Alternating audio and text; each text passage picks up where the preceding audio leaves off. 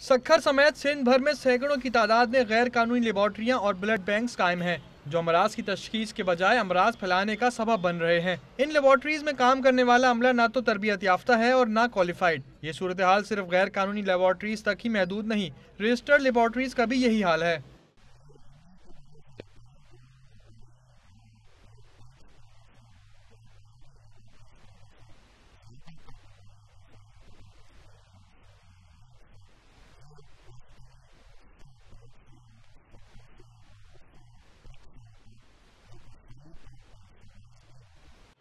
गैर कानूनी blood banks के अमराज फैलाने की एक मिसाल हाल ही में लाड़काना में नजर आई, जहां कई लोगों में HIV की तस्दीक हो गई।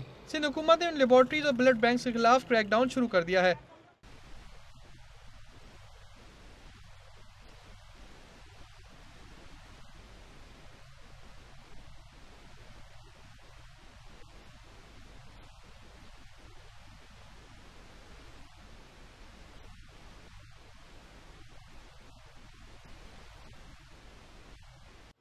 शहरियों का कहना है कि गैर कानूनी ब्लड बैंक्स और लेबॉर्ट्रीज को फौरी तौर पर बंद कराया जाना चाहिए, ताकि सादा लोग शहरी इनके जाल में फंसने से बच सकें।